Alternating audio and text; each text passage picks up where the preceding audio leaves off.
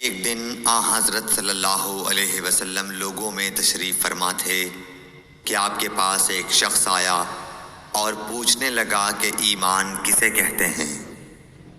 آپ صلی اللہ علیہ وسلم نے فرمایا کہ ایمان یہ ہے کہ تم اللہ پاک کے وجود اور اس کی وحدانیت پر ایمان لاؤ، اور اس کے فرشتوں کے وجود پر، اور اس اللہ کی ملاقات کے برحق ہونے پر، اور اس کے رسولوں کے برحق ہونے پر، اور مرنے کے بعد دوبارہ اٹھنے پر ایمان لاؤ۔ پھر اس نے پوچھا کہ اسلام کیا ہے؟ آپ صلی اللہ علیہ وسلم نے پھر جواب دیا کہ اسلام یہ ہے کہ تم خالص اللہ کی عبادت کرو اور اس کے ساتھ کسی کو شریک نہ بناؤ، اور نماز قائم کرو، اور زکوٰۃ فرض ادا کرو، اور رمضان کے روزے رکھو۔ پھر اس نے احسان کے متعلق پوچھا۔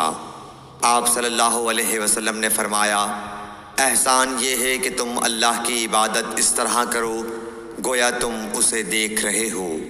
اگر یہ درجہ نہ حاصل ہو تو پھر یہ تو سمجھو کہ وہ تم کو دیکھ رہا ہے۔ پھر اس نے پوچھا کہ قیامت کب آئے گی؟ آپ صلی اللہ علیہ وسلم نے فرمایا کہ اس کے بارے میں جواب دینے والا پوچھنے والے سے کچھ زیادہ نہیں جانتا، البتہ میں تمہیں اس کی نشانیاں بتلا سکتا ہوں۔ وہ یہ ہیں کہ جب لونڈی اپنے آقا کو جنے گی، اور جب سیاہ اونٹوں کے چرانے والے دیہاتی لوگ ترقی کرتے کرتے مکانات کی تعمیر میں ایک دوسرے سے بازی لے جانے کی کوشش کریں گے، یاد رکھو قیامت کا علم ان 5 چیزوں میں ہے جن کو اللہ کے سوا کوئی نہیں جانتا۔ پھر آپ صلی اللہ علیہ وسلم نے یہ آیت پڑھی کہ اللہ ہی کو قیامت کا علم ہے کہ وہ کب ہوگی۔ پھر وہ پوچھنے والا پیٹھ پھیر کر جانے لگا۔ آپ نے فرمایا کہ اسے واپس بلا کر لاؤ۔ لوگ دوڑ پڑے مگر وہ کہیں نظر نہیں آیا۔ آپ صلی اللہ علیہ وسلم نے فرمایا کہ یہ جبرائیل علیہ السلام تھے جو لوگوں کو ان کا دین سکھانے آئے تھے۔ حضرت ابو ہریرہ رضی اللہ عنہ بیان کرتے ہیں، رسول اللہ صلی اللہ علیہ وآلہ وسلم نے فرمایا، روز قیامت سب سے پہلے شہید کا فیصلہ سنایا جائے گا۔ اسے پیش کیا جائے گا تو اللہ اسے اپنی نعمتیں یاد کرائے گا اور وہ ان کا اعتراف کرے گا۔ پھر اللہ فرمائے گا، تو نے ان کے بدلے میں شکر کے طور پر کیا کیا؟ وہ عرض کرے گا، میں نے تیری خاطر جہاد کیا حتیٰ کہ مجھے شہید کر دیا گیا۔ اللہ فرمائے گا، تو نے جھوٹ کہا کیونکہ تو نے داد شجاعت حاصل کرنے کے لیے جہاد کیا تھا۔ بس وہ کہہ دیا گیا۔ پھر اس کے متعلق حکم دیا جائے گا تو اسے منہ کے بل گھسیٹ کر جہنم میں ڈال دیا جائے گا۔ دوسرا شخص جس نے علم حاصل کیا اور اسے دوسروں کو سکھایا اور قرآن کریم کی تلاوت کی، اسے بھی پیش کیا جائے گا تو اللہ اسے اپنی نعمتیں یاد کرائے گا۔ وہ ان کا اعتراف کرے گا۔ اللہ پوچھے گا کہ تو نے ان کے بدلے میں کیا کیا؟ وہ عرض کرے گا، میں نے علم سیکھا اور اسے دوسروں کو سکھایا، اور میں تیری رضا کی خاطر قرآن کی تلاوت کرتا رہا۔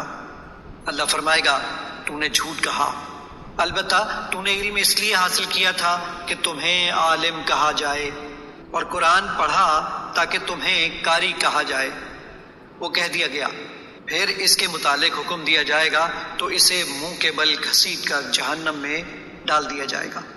تو تیسرا وہ شخص جسے اللہ تعالیٰ نے مال و زر کی جملہ اقسام سے خوب نوازا ہوگا، اسے پیش کیا جائے گا تو اللہ اسے اپنی نعمتیں یاد کرائے گا۔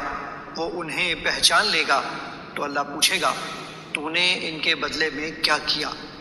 وہ عرض کرے گا، میں نے ان تمام مواقع پر جہاں خرچ کرنا تجھے پسند تھا خرچ کیا۔ اللہ فرمائے گا، تو نے جھوٹ کہا، تو نے تو اس لیے خرچ کیا کہ تجھے بڑا سخی کہا جائے۔ بس وہ کہہ دیا گیا۔ پھر اس کے متعلق حکم دیا جائے گا تو اسے منہ کے بل گھسیٹ کر جہنم میں ڈال دیا جائے گا۔ آپ نے ایک شخص کعب بن مرہ یا ابو سفیان کا ذکر کیا جو ممبر کے سامنے والے دروازے سے جمعے کے دن مسجد نبوی میں آیا۔ رسول اللہ صلی اللہ علیہ وسلم کھڑے ہوئے خطبہ دے رہے تھے۔ اس نے بھی کھڑے کھڑے رسول اللہ صلی اللہ علیہ وسلم سے کہا، یا رسول اللہ صلی اللہ علیہ وسلم، بارش نہ ہونے سے جانور مر گئے اور راستے بند ہو گئے۔ آپ اللہ تعالیٰ سے بارش کی دعا فرمائیے۔ انہوں نے بیان کیا کہ رسول اللہ صلی اللہ علیہ وسلم نے یہ کہتے ہی ہاتھ اٹھا دیے۔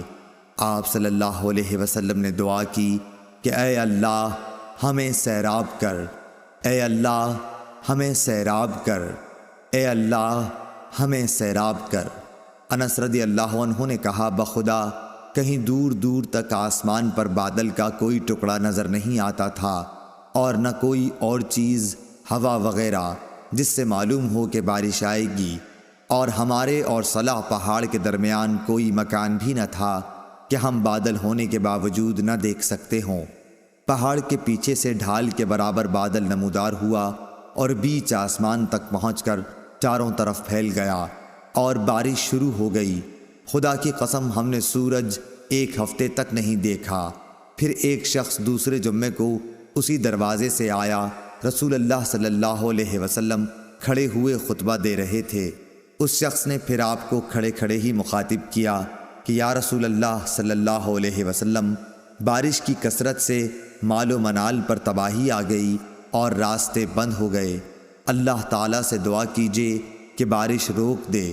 پھر رسول اللہ صلی اللہ علیہ وسلم نے ہاتھ اٹھائے اور دعا کی کہ یا اللہ اب ہمارے ارد گرد بارش برسا، ہم سے اسے روک دے، ٹیلوں، پہاڑوں، پہاڑیوں، وادیوں اور باغوں کو سیراب کر۔ انہوں نے کہا کہ اس دعا سے بارش ختم ہو گئی اور ہم نکلے تو دھوپ نکل چکی تھی۔ شریک نے کہا کہ میں نے انس رضی اللہ عنہ سے پوچھا کہ یہ وہی پہلا شخص تھا، تو انہوں نے فرمایا کہ مجھے معلوم نہیں۔ غزوہ خندق کے دن نبی کریم صلی اللہ علیہ وسلم نے دشمن سے خبر لانے کے لیے صحابہ رضی اللہ عنہم سے کہا تو زبیر رضی اللہ عنہ تیار ہو گئے۔ پھر ان سے کہا تو زبیر رضی اللہ عنہ ہی تیار ہوئے۔ پھر کہا، پھر بھی انہوں نے ہی آمادگی دکھلائی۔ اس کے بعد آپ صلی اللہ علیہ وسلم نے فرمایا کہ ہر نبی کے حواری مددگار ہوتے ہیں، اور میرے حواری زبیر رضی اللہ عنہ ہیں۔ اور سفیان بن عینہ نے بیان کیا کہ میں نے یہ روایت ابن منقدر سے یاد کی، اور ایوب نے ابن منقدر سے کہا اے ابو بکر، یہ محمد بن منقدر کی کنیت ہے، ان سے جابر رضی اللہ عنہ کی حدیث بیان کیجیے، کیونکہ لوگ پسند کرتے ہیں کہ آپ جابر رضی اللہ عنہ کی احادیث بیان کریں۔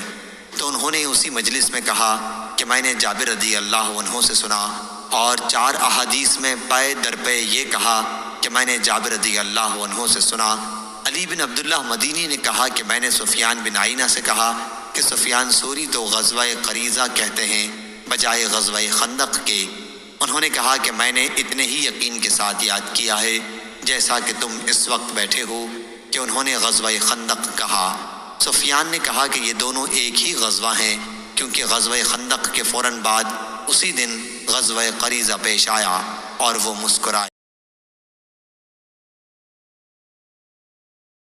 میں عائشہ رضی اللہ عنہا کے پاس گئی، لوگ نماز پڑھ رہے تھے۔ میں نے اس بے وقت نماز پر تعجب سے پوچھا کہ یہ کیا ہے؟ حضرت عائشہ رضی اللہ عنہا نے سر سے آسمان کی طرف اشارہ کیا۔ میں نے پوچھا کیا کوئی نشانی ہے؟ انہوں نے سر کے اشارے سے ہاں کہا، کیونکہ سورج گہن ہو گیا تھا۔ اسما نے کہا کہ نبی کریم صلی اللہ علیہ وسلم دیر تک نماز پڑھتے رہے، یہاں تک کہ مجھ کو غشی آنے لگی۔ قریب ہی ایک مشک میں پانی بھرا رکھا تھا، میں اسے کھول کر اپنے سر پر پانی ڈالنے لگی۔ پھر جب سورج صاف ہو گیا تو رسول اللہ صلی اللہ علیہ وسلم نے نماز ختم کر دی۔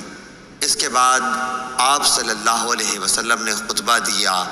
پہلے اللہ تعالیٰ کی اس کی شان کے مناسب تعریف بیان کی، اس کے بعد فرمایا اما بعد۔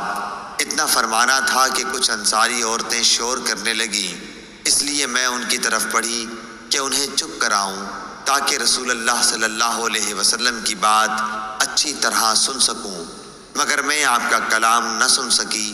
تو پوچھا کہ رسول اللہ صلی اللہ علیہ وسلم نے کیا فرمایا؟ انہوں نے بتایا کہ آپ نے فرمایا کہ بہت سی چیزیں جو میں نے اس سے پہلے نہیں دیکھی تھیں، آج اپنی اس جگہ سے میں نے انہیں دیکھ لیا، یہاں تک کہ جنت اور دوزخ تک میں نے آج دیکھی۔ مجھے وحی کے ذریعے یہ بھی بتایا گیا کہ قبروں میں تمہاری ایسی آزمائش ہوگی جیسے کان دجال کے سامنے یا اس کے قریب قریب۔ تم میں سے ہر ایک کے پاس فرشتہ آئے گا اور پوچھے گا کہ تو اس شخص کے بارے میں کیا اعتقاد رکھتا تھا، مومن یا یہ کہا کہ یقین والا۔ شام کو شک تھا، کہے گا کہ وہ محمد رسول اللہ صلی اللہ علیہ وسلم ہیں، ہمارے پاس ہدایت اور واضح دلائل لے کر آئے، اس لیے ہم ان پر ایمان لائے، ان کی دعوت قبول کی، ان کی اتباع کی اور ان کی تصدیق کی۔ اب اس سے کہا جائے گا کہ تو صالح ہے، آرام سے سو جا، ہم پہلے ہی جانتے تھے کہ تیرا ان پر ایمان ہے۔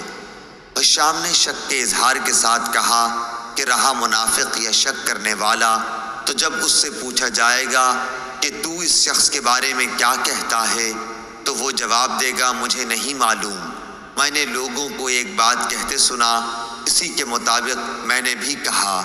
شام نے بیان کیا کہ فاطمہ بنت منظر نے جو کچھ کہا تھا میں نے وہ سب یاد رکھا، لیکن انہوں نے قبر میں منافقوں پر سخت عذاب کے بارے میں جو کچھ کہا وہ مجھے یاد نہیں رہا۔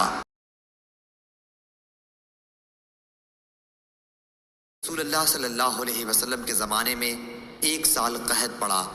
آپ جمعے کی نماز کے لیے خطبہ دے رہے تھے کہ ایک شخص نے کھڑے ہو کر کہا، یا رسول اللہ، گھوڑے بھوک سے ہلاک ہو گئے اور بکریاں بھی ہلاک ہو گئیں، آپ اللہ تعالیٰ سے دعا کیجئے کہ وہ ہم پر پانی برسائے۔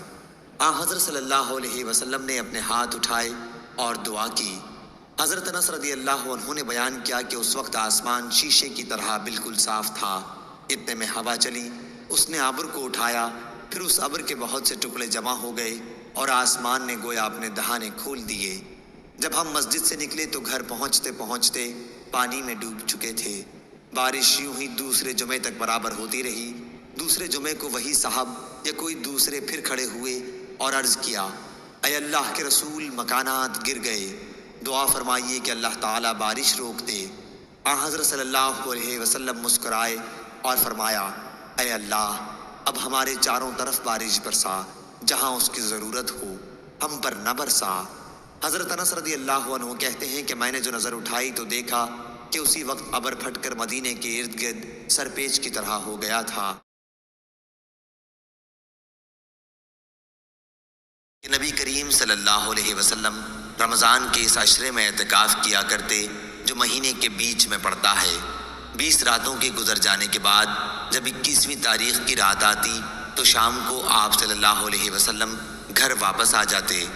جو لوگ آپ کے ساتھ اعتکاف میں ہوتے وہ بھی اپنے گھروں میں واپس آ جاتے۔ ایک رمضان میں آپ صلی اللہ علیہ وسلم جب اعتکاف کیے ہوئے تھے تو اس رات میں بھی مسجد ہی میں مقیم رہے، جس میں آپ کی عادت گھر آ جانے کی تھی۔ پھر آپ نے لوگوں کو خطبہ دیا اور جو کچھ اللہ پاک نے چاہا آپ نے لوگوں کو اس کا حکم دیا۔ پھر فرمایا کہ میں اس دوسرے عشرے میں اعتکاف کیا کرتا تھا، لیکن اب مجھ پر یہ ظاہر ہوا ہے کہ اب اس آخری عشرے میں مجھے اعتکاف کرنا چاہیے، اس لیے جس نے میرے ساتھ اعتکاف کیا ہے وہ اپنے معتکف ہی میں ٹھہرا رہے۔ اور مجھے یہ رات شب قدر دکھائی گئی لیکن پھر بھلوا دی گئی، اس لیے تم لوگ اسے آخری عشرے کی طاق راتوں میں تلاش کرو۔ میں نے خواب میں اپنے کو دیکھا کہ اس رات کیچڑ میں سجدہ کر رہا ہوں، پھر اس رات آسمان پر ابر ہوا اور بارش برسی۔ نبی کریم صلی اللہ علیہ وسلم کے نماز پڑھنے کی جگہ چھت سے پانی ٹپکنے لگا۔ یہ 21ویں کی رات کا ذکر ہے۔ میں نے خود اپنی آنکھوں سے دیکھا کہ آپ صلی اللہ علیہ وسلم صبح کی نماز کے بعد واپس ہو رہے تھے اور آپ کے چہرے مبارک پر کیچڑ لگی ہوئی تھی۔ حضرت بریدہ رضی اللہ تعالیٰ عنہ سے مروی ہے کہ ایک آدمی رسول اللہ صلی اللہ علیہ وسلم کے پاس آیا اور آپ سے نمازوں کے اوقات کے بارے میں پوچھا۔ آپ صلی اللہ علیہ وسلم نے فرمایا، ہمارے پاس آئندہ 2 دن ٹھہرو۔ آپ نے پہلے دن بلال رضی اللہ تعالیٰ عنہ کو حکم دیا تو انہوں نے فجر ہوتے ہی اقامت کہی اور آپ صلی اللہ علیہ وسلم نے فجر کی نماز پڑھائی۔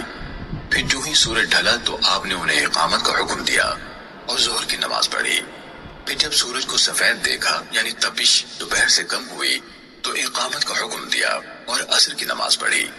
پھر جب سورج کا آخری کنارہ ڈوب گیا تو اقامت کا حکم دیا۔ اور مغرب کی نماز پڑھائی۔ پھر جب سورج کی سرخی غائب ہو گئی تو عشاء کی اقامت کہلوائی۔ پھر اگلے دن اسے تاخیر کا حکم دیا اور فجر کو روشنی میں پڑھا۔ پھر ظہر کو ٹھنڈا کیا اور خوب اچھی طرح ٹھنڈا کیا۔ پھر عصر کی نماز پڑھی جبکہ سورج ابھی سفید تھا یعنی زرد نہ ہوا تھا، ویسے پہلے دن سے مؤخر کیا۔